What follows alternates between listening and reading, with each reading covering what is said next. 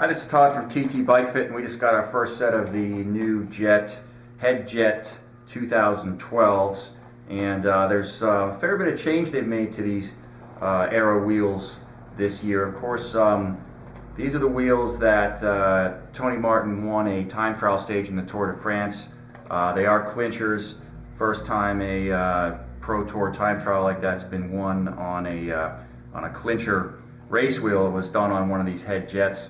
And they do have the aluminum braking surface, so these are very durable wheels that can be ridden every day, used every day. You don't need special brake pads, etc.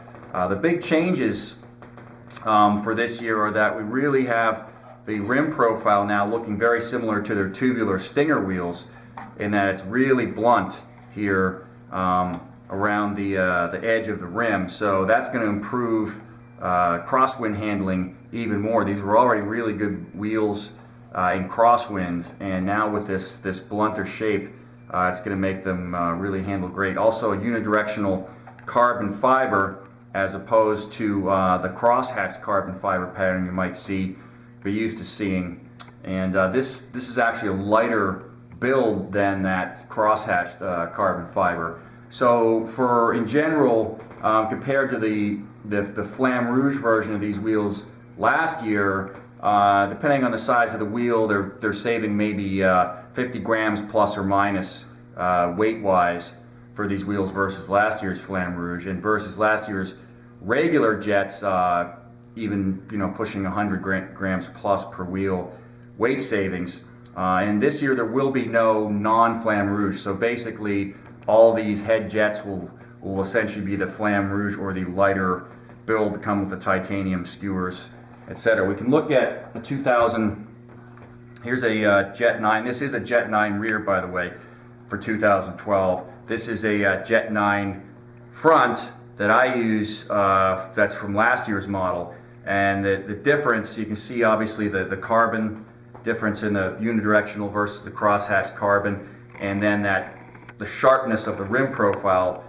They were still a good bit sharper here on the edge than they are now with this very blunt build, and of course the weight difference that we mentioned. And I'll just also show you a Jet 6, which is a very, very popular depth. So this is a pair here that a lot of riders are going to be using as a very versatile pair of aero wheels that'll pretty much handle just about any conditions.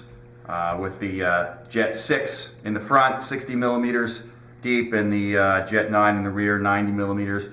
This, of course, is same rim depth as some of your other popular wheels out there, like the Zip 404s, for instance. And this would be the equivalent of if you're talking about Zip, this would be the equivalent of an 808.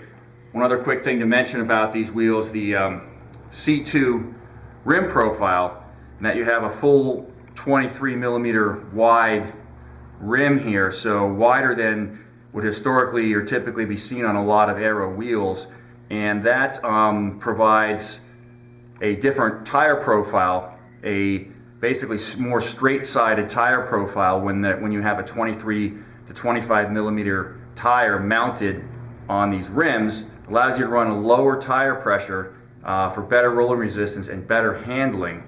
And compared to some really skinny race wheels, I can say as a bigger guy, these things handle way better than wheels that are made for narrower profile tires. In turns and whatnot, they just feel so much more sure-footed than a real skinny, hard tubular tire, for instance. We can look at the last year's one, has that same C2 rim, and we can see this 23 millimeter tire that I have mounted on here, how it just sits on there with nice and straight sides, and looks quite fat compared to the old standard, race wheel, narrow 19 millimeter tubular race tires you used to put on these wheels a lot. But this just really does improve the ride quality and the handling of these wheels, and it's just another added benefit. So we're excited about these wheels for 2012 and happy to carry them here at TT Bike Fit.